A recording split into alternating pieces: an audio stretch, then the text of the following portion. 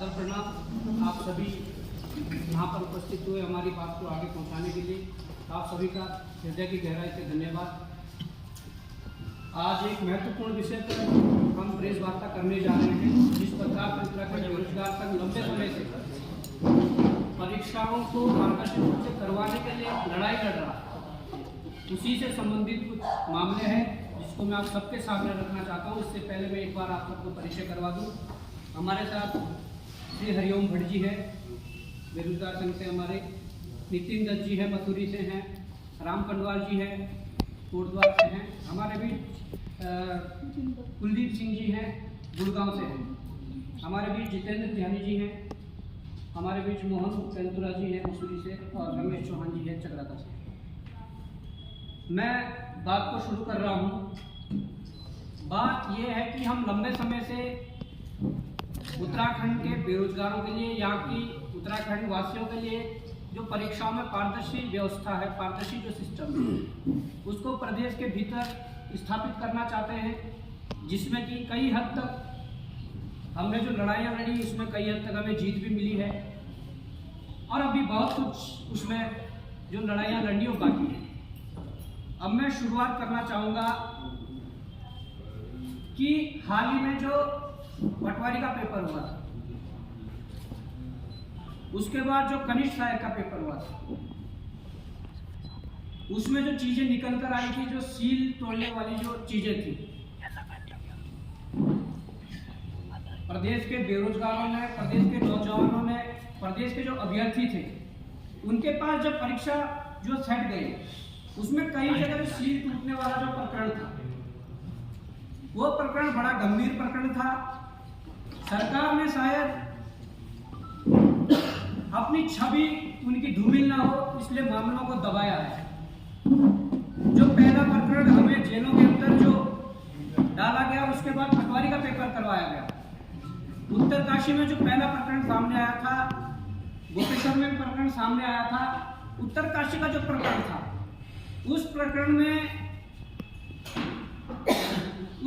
में जो चीजें हुई थी, उसमें जैसे 2 सीलें पेपर में लगती है, 2 सीलें लगी हुई थी, और 2 सीलें जो लगी हुई थी वो सीलें टूटी हुई भी थी।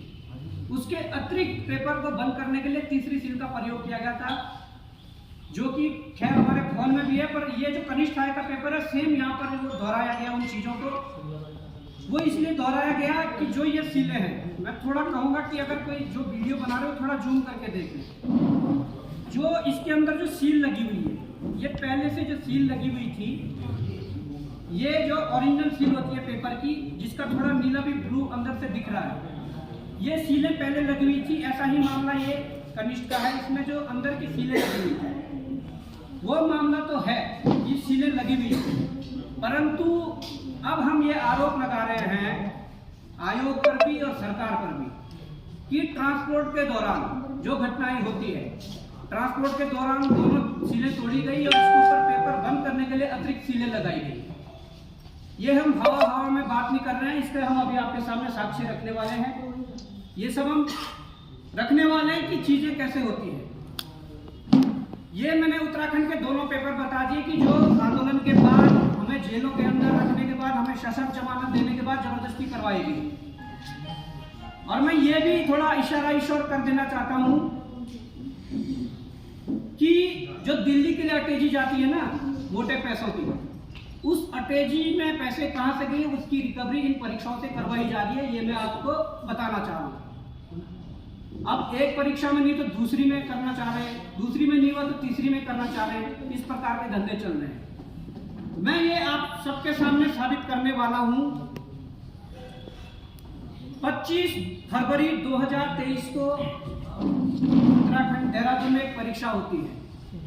परीक्षा आईलेट की होती है। आईलेट को मैं थोड़ा आप सामने एक्सप्लेन कर दूं। इस परीक्षा के माध्यम से हमारे जो देश का बच्चा है, प्रदेश का बच्चा है, इस परीक्षा को पास करने के बाद विदेशों में नौकरी करने भी जाता है, विदेशों में पढ़ने भी जाता है, जिसके लिए कि भारत सरकार पूर्ण तरीके से उन्हें सहयोग करती है। आप सब प्रकार बंधुओं को ये पता है। एक गिरोह होता है राज्य का, जो गिरोह होता है नकल माफियाओं का, एक होता है राष्ट्रीय गिरोह। और एक होता है अंतर्राष्ट्रीय गिरोह। तो यहाँ पर जो चेन बनी हुई है, यहाँ पर राज्य गिरोह से लेकर राष्ट्रीय गिरोह से लेकर अंतर्राष्ट्रीय गिरोह तक ये चेन बनी हुई है, जिसका खुलासा हम करने वाले हैं।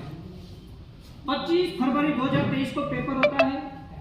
शाम को 11:11 पर यहाँ से जो एक कंटेनर है जिसमें कि ये जो उनकी OMR वगैरह होती है वो दिल्ली के लिए रवाना होती है। उसमें मैं बताना चाहूँगा 11:11 को रवाना होती है। 17 फुट लंबा एक कंटेनर होता है। 17 फुट लंबा कंटेनर में यहाँ से जब देहरादून से वो शहर को छोड़ते हुए ट्रक आगे बढ़ता है तो उत्तर प्रदेश की सीमा लगते ही मोंड एक इलाका पड़ता है। वहां पर उत्तराखंड नंबर की 2 गाड़ियां, एक देहरादून नंबर UK07 और एक UK08 रुड़की नंबर की गाड़ी उन कंटेनर का पीछा करती है और मोहन के इलाके में उसे रोक लेती है। वहां पर उस कंटेनर का ताला तोड़ा जाता है। वहां पर फिर जो डिजिटल लॉक होता है, ताले लगने के बाद जो डिजिटल लॉक होता है उसको भी तोड़ा जाता है। अब ये देखिए कि जो उस ताले को तोड़ने वाले थे वो या कहीं के भी उत्तराखंड के हैं, बाहर के हैं, परंतु जो 2 गाड़ियां गई वो उत्तराखंड के UK07 और UK08 मतलब देहरादून और रुड़की नंबर की गाड़ियां थी। उन्होंने वहां पर ताला तोड़ा। 17 फुट के, अब गंभीरता देखिए विषय की, 17 फुट के कंटेनर में उन्हें पता है कि 17 फुट के कंटेनर में जो वो कॉफियां रखी गई है वो किस जगह रखी गई है। ताला तोड़ने के बाद सीधे वहीं जाते हैं, उस लोकेशन पे जाते हैं। नहीं तो 17 फुट वो पहले ढूंढते फिरते। वो किस लिए होता है? वो इसलिए होता है कि उन्हें पता होता है, क्योंकि अंदर के लोग जहाँ से OMR बाहर निकलती है वहां से उन्हें पता होता है कि कहाँ पे रखा है, कहाँ पे शिफ्टिंग की गई है। ये सारी चीजें उन्हें बता दी जाती है। तो मैं कहना चाहूंगा कि जो पटवारी और इसमें जो सील वाला प्रकरण हुआ, आयोग ने हाथ खड़े किए, आयोग अपनी सफाई दे रहा है। हमारा जो सरकार है वो बड़े बड़े होल्डिंग लगा रही है कि हमने नकल विरोधी कानून लाने के बाद 3 परीक्षाएं सफलतापूर्वक पूरी कर दी है, जबकि हालात ये है कैसे डिजिटल लॉक तोड़ा गया, किस प्रकार से कॉपियां बाहर निकाली गई। और मैं चाहता हूं कि हमारे साथ जो कुलदीप भाई हैं, इनका ट्रांसपोर्ट का पूरा अपना बिजनेस है, ऑल इंडिया इनकी वो गाड़ी थी। मतलब आपके साथ यहाँ से गाड़ी जाने के बाद जो घटना हुई, आप एक्सप्लेन करिए पूरे पत्रकार महोदयों के साथ कि क्या से क्या शुरू से लास्ट तक।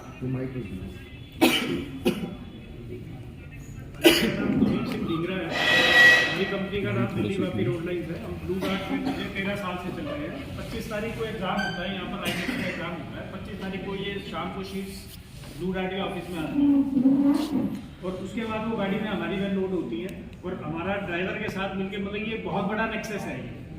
वो हमारे ड्राइवर को लालच देते हैं, भाई आपको हम 30 लाख रुपए दे देंगे अगर आप हमें कंटेनर खोलने दोगे और हमें उसको आंसर शीट निकालना है। वो गाड़ी यहाँ से कैच कर लेते हैं, अपना ब्लू डार्ट निरंजनपुरा से निकलते ही गाड़ी कैच कर लेते हैं। बॉन्ड जाके वो गाड़ी वहाँ पर मतलब खड़ी करते हैं। उसमें डिजिटल लॉक, ई लॉक लगा हुआ है, तो ई लॉक को वो हैक करते हैं और ई लॉक को खोलते हैं और उसमें से आंसर शीट्स वो निकाल लेते हैं। और ड्राइवर के साथ साथ 3 के 4 गाड़ियाँ उनकी साथ में थी और वो आंसर शीट्स वगैरह जो होती हैं वो अपने साथ गाड़ी के अंदर रख लेते हैं। उसमें आंसर शीट चेंज हुई है या उसमें लिखा गया है, वो जो लड़कियों की जिनकी भाई जिन्होंने सेटिंग करी थी अब खाली शीट लेके आएंगे, उनकी शीट भरी गई है। तो वो लोग वहाँ तक सहारनपुर तक, अपना गाजियाबाद तक लॉक खुलता कहाँ पर है, मोहंड में, और दोबारा रीलॉक होता है जाके गाजियाबाद जाके। फिर वो उसको ड्राइवर को पैसा देते हैं और पैसा देके उसको कहते हैं यार तू ये पैसा मेरे को वापस दे दे, हम तेरे को दे देंगे, एयरपोर्ट पे तू जाएगा, हम तेरे को पकड़ लेंगे। तू एयरपोर्ट गाड़ी खाली करके वापस आ जाए, एयरपोर्ट तक जाती है और वो बाहर आता है तो वो कहते हैं बाहर आएगा तो उसको पैसा हम दे देंगे, लेकिन उसको बाहर पैसा नहीं मिलता। हमें इस बात का पता चलता है 27 तारीख को, क्योंकि 25 तारीख को सैटरडे था, सैटरडे को एग्जाम का टेस्ट हुआ, संडे को छुट्टी होती है, मंडे को मेरे को कॉल आती है ब्लू डार्ट की कंपनी से कि आपकी गाड़ी में ऐसे ऐसे ताला टूटा है और आपका ड्राइवर इन्वॉल्व है। तो 27 तारीख को मैं यहाँ पर आता हूँ, मेरा अपना देहरादून नाम आए, ड्राइवर ने मतलब कि अपनी गुनाह कबूल कर लिया। उसने कहा कि मैं बिना हुआ हूँ, मेरे से गलती होगी, मैं क्या कहते हैं उनको पकड़वा दूंगा करूँगा। इवन कि वो थाने के अंदर था, जब भी उनके बंदों के फोन आ रहे थे, वॉइस कॉल उसको आ रही थी, जो बंदे जिन्होंने उसको लालच दिया था उनकी कॉल आ रही थी, और उस बंदे ने मतलब कि कन्फेस करा कि मैंने ये काम करा, मैं पकड़वाऊंगा। हमने 100 नंबर पे कॉल करी। यहाँ पर चौकी है बजाज, थाना अंतर्गत आता है इसके अपना पटेल नगर में।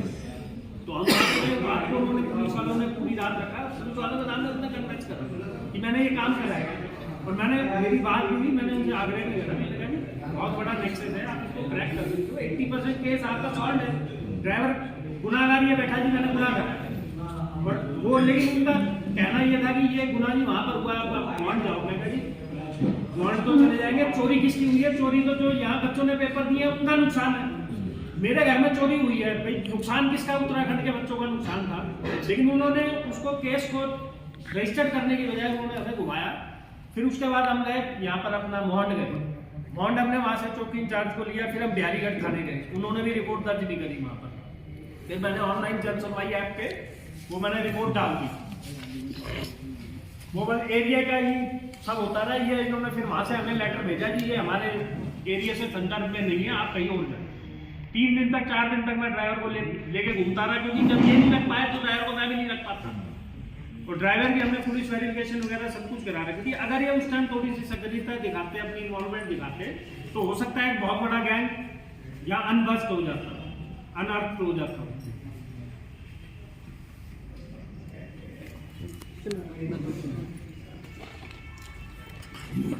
मैं कहता हूं कि जो पुलिस प्रशासन की जो यहाँ पर जो कार्रवाई थी वो देहरादून पुलिस को करनी चाहिए थी, परंतु मुझे ये शंका हो रही है कि जब उस ड्राइवर को 12 बजे गिरफ्तार 27 तारीख को कर लिया था तो रात भर उसे थाने में रखेगा, परंतु 28 तारीख को 2 बजे उसे छोड़ दिया जाता है।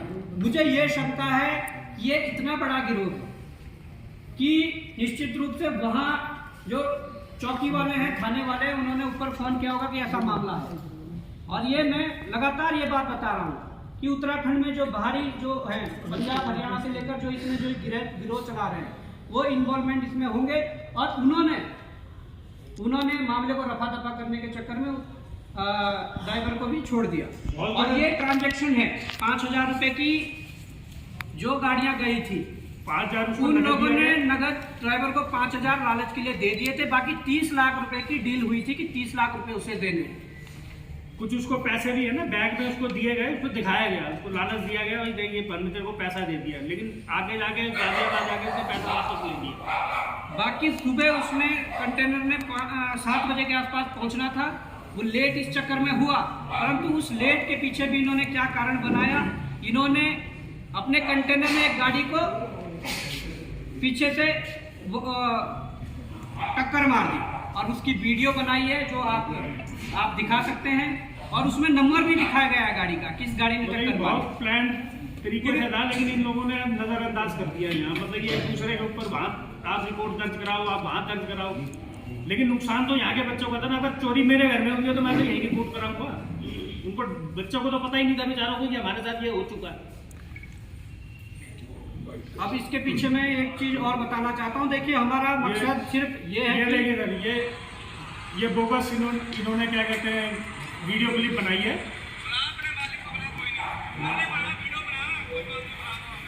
ये सिर्फ इसलिए कि वो जो लेट गाड़ी पहुंची है तो उसको मैनिपुलेट कर, ये इन्हें बनाया कि गाजियाबाद धुलाई के पास, क्योंकि ऑब्वियसली क्या है कि जहाँ तक ख्याल है जो बच्चे जिन्होंने पैसा देके मतलब कि काम ये करवाया, सर सीसीटीवी नहीं है तो इसमें वही एक्चुअली इसमें वीडियो UK07 और UK08 नंबर की गाड़ी, वो पूरा नंबर भी क्या जानकारी में आता है?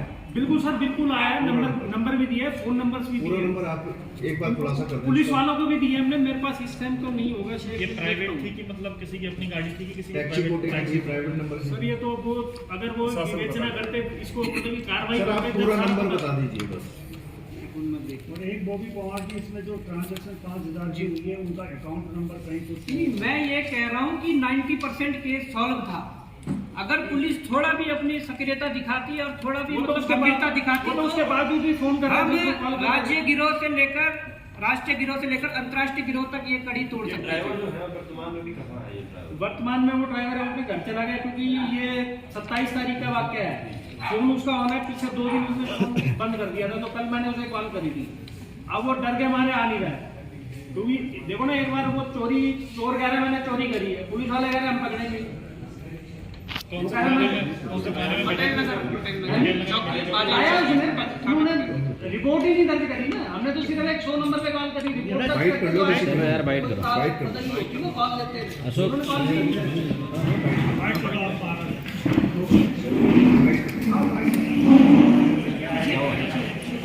आगे मत जाओ यार, अरे आगे क्यों जा रहे यार, आगे ले जाओ यार, पीछे आओ यार,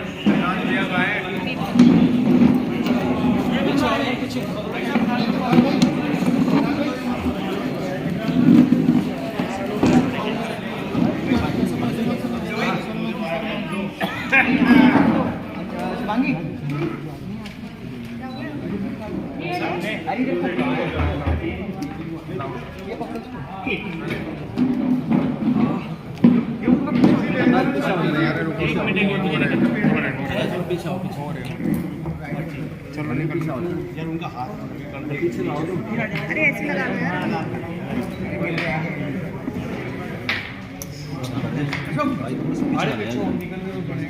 तिलक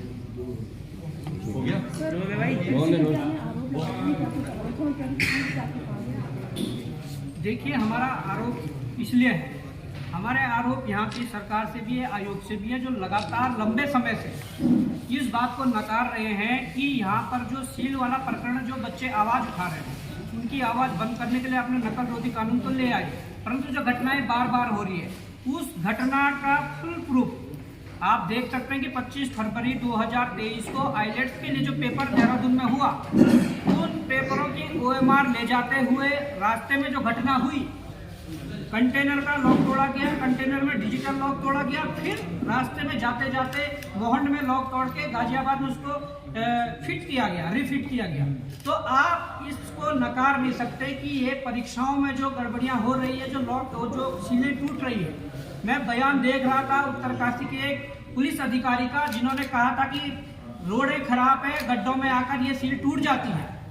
ये बिल्कुल भी, मैं कहना चाहता हूं कि सील तोड़ना, जो ये पेपरों में सील लगी होती है, वो इतनी आसानी से नहीं टूटती है, ये प्री प्लान करके तोड़ी जाती है। और इसमें एक तो आयोग को पता होता है, या एग्जाम सेंटर जहाँ पे एग्जाम होता है उन्हें पता होता है कि पेपर कब किस गाड़ी में कहाँ जाने हैं। इसमें जो ये गिरोह मिला हुआ है, ये परीक्षा केंद्रों से लेकर और अपना आयोग तक, या जो संस्था पेपर को करवा रही है, वो पूरे मिले हुए होते हैं। इस गिरोह को, कड़ी को आसानी से पकड़ा जा सकता था। 80 से 90% केस पूरा सॉल्व है। इसमें जो ट्रांजैक्शन ड्राइवर को लालच में जो 5,000 रुपए दिए गए, 30,000 रुपए का उनको लालच दिया गया, 30 लाख रुपए का जो लालच दिया गया था, ये बताता है। और पुलिस की कार्यशैली पर यहाँ पर प्रश्न चिन्ह खड़े होते हैं। जब आपके पास 80 से 90% केस सॉल्व था, तो आप एक बड़े गिरोह को, जो राज्य में चल रहा है, जो देश में चल रहा है, जो अंतर्राष्ट्रीय लेवल पर जो चल रहा है, जो वहां से इन चीजों को हैंडल कर रहे हैं, उस गिरोह के कड़ी को पकड़ सकते थे, उस गिरोह के कड़ी को तोड़ सकते थे। परंतु पुलिस ने अपनी निष्क्रियता दिखाई। मुझे यह शंका है कि इसमें बड़े लोगों का हाथ है, जहां पर पुलिस ने ड्राइवर को 12 घंटे से अधिक, एक जो ड्राइवर है जो दोषी था इसमें, उसे अपने पास रखा, परंतु बाद में उसे छोड़ दिया गया। किस आधार पर छोड़ा है, ये बड़ा प्रश्न चिन्ह खड़ा होता है। और मैं बताना चाहूंगा कि पटवारी कनिष्ठ सहायक में जो डबल, जो पहले वाले सील जो तोड़ी गई थी, उसके बाद पेपर बंद करने के लिए अलग से सील लगाई गई थी, वो भी इसी प्रकार से काम रास्ते में ट्रांसपोर्ट के दौरान हुआ होगा। और मैं यही कहना चाहता हूं कि सरकार और आयोग को ये गंभीरता से लेना चाहिए। और साथ में जो ये प्रकरण हुआ है, पहले पटेल नगर चौकी और थाने में जो शिकायत हुई थी, उन्होंने मामले को घुमाया। उसके बाद उत्तर प्रदेश पुलिस पर प्रश्न चिन्ह खड़े होते हैं कि जब मोहंड में ये प्रक्रिया हो गई थी, उन्होंने उस चीज़ को नेग्लेक्ट किया और कहा कि हमारे क्षेत्राधिकार में नहीं है। जबकि मौन में घटना हुई थी। उसके बाद जो जन सुनवाई जो ऐप है उत्तर प्रदेश सरकार का, योगी आदित्यनाथ जी वहाँ के सीएम हैं, उनकी जन सुनवाई के लिए वहाँ पर भी ऑनलाइन जो प्रक्रिया चलती है शिकायत की, ये पूरी प्रक्रिया चलाई गई, परंतु वहाँ से भी निराशा हाथ लगी। अब मुझे नहीं लगता कि कितना बड़ा गिरोह है कि बड़े बड़े हमारे मंत्री या मुख्यमंत्री उत्तराखंड, मुख्यमंत्री उत्तर प्रदेश अपने हाथ पीछे खींच रहे हैं। कितने बड़े लोग, कितना बड़ा नेक्सस ये है, इसको तोड़ने के लिए जिम्मेदारी बनती है हम सब नागरिकों की, पर उससे बड़ी जिम्मेदारी बनती है यहाँ के सरकारों की, वो चाहे सरकार उत्तराखंड सरकार हो, उत्तर प्रदेश सरकार हो या भारत सरकार हो। ये बड़ा गंभीर विषय है, क्योंकि यहाँ पर सीधे हमारे जो संबंध है वो सीधे विदेशों से और पूरे भारत देश से, उनके संबंधों में कुछ भी चीजें अड़चने ऐसी आ सकती है अगर इस प्रकार के गिरोह लगातार काम करते हैं। रिसेंटली ये भी हुआ है कि 700 बच्चों ने वहाँ पर कनाडा के अंदर अपना PR के लिए अप्लाई करा था, लेकिन जब उनके पेपर चेक करे गए तो वो बोगस पाए गए। तो 700 के 700 बच्चे उन्होंने दोबारा वापसी। हाँ जी,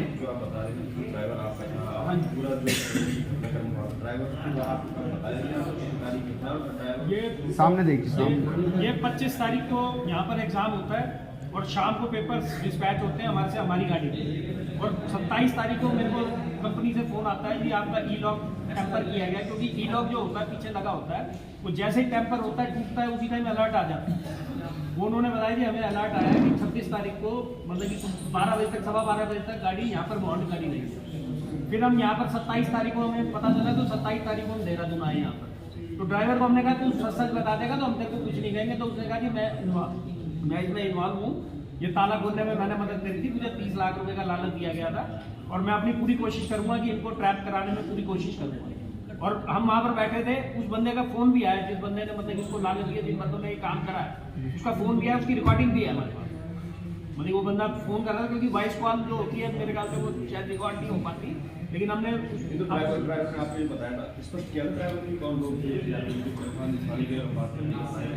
हाँ जी, उसने बताया सारा कि कौन विक्की नाम का एक लड़का था उसमें इन्वॉल्व, और अपना ये कारें थी 2-3, जिसमें से एक नंबर है UK07 DW 2102, जो कि इंचार्ज थे ओम प्रकाश जी, उन्होंने उस पर चेक भी करा था परिवहन पे, या जो भी इनकी साइट है, ऐप है, उसके ऊपर उन्होंने चेक करा था, एक गाड़ी यहाँ देहरादून नंबर की। अब ये बाद में पता चलता है कि गाड़ी की चोरी की थी, नहीं थी, हो सकता है कि गाड़ी जर्मन भी हो। अगर वर्तमान में ड्राइवर अपने घर बैठा हुआ है, फोन उसका ऑन है, वो इजीली ट्रैक हो सकता है, कोई ऐसी दिक्कत वाली चीज़ हमने पुलिस वेरिफिकेशन करा दी। हमने उसके दिल्ली तक, जहाँ वो कमरे में रह रहा था, हमने वहाँ तक भी सीधे उसके कमरे से मिली। मैं 90% केस होता, अब जरूरी तो नहीं है ना कि ये नेक्सस जो है सिर्फ इससे आईलेट्स के एग्जाम से जुड़ा हो। अगर पकड़ा जाता तो हो सकता है इन्होंने कोई और भी कई काम करे हुए। अब मैं ये बताना चाहता हूँ कि इनका जो ऑल इंडिया ट्रांसपोर्ट का जो अपना काम है, इनके पेपर में कोई ऐसा नहीं, इनके गाड़ी में कोई ऐसा नहीं है कि कोई प्राइवेट या CBSE बोर्ड या इसी तरीके एग्जाम होती है तो ट्रांसपोर्ट होता है। इसमें सरकारी जो नौकरी के लिए परीक्षाएं होती है, उनका ट्रांसपोर्ट भी इसी तरीके से होता है। वो जो सील तोड़ने वाली घटना उत्तराखंड में हो रही है, वो निश्चित रूप से इन्हीं कारण से हो रही है कि ट्रांसपोर्ट के दौरान पेपरों की सील तोड़ी जा रही है, और अपने लोगों को फायदा पहुंचाने के लिए वो प्रश्न पत्र जो चुराए जा रहे हैं, उनकी फोटो खींची जा रही है। वो आपके सामने एक्सप्लेन करने की जरूरत नहीं है कि उत्तराखंड में लगातार कई माह से ये प्रकरण चल रहे हैं। क्योंकि हमारी गाड़ियाँ ये है ना, पंजाब भी चलती है, पंजाब के अंदर सबसे ज़्यादा बच्चे जाते हैं, मेरे ख्याल पंजाब और हरियाणा में सबसे ज़्यादा बच्चे आएंगे। चलो निकालो यार आइडिया, मेरे आइडिया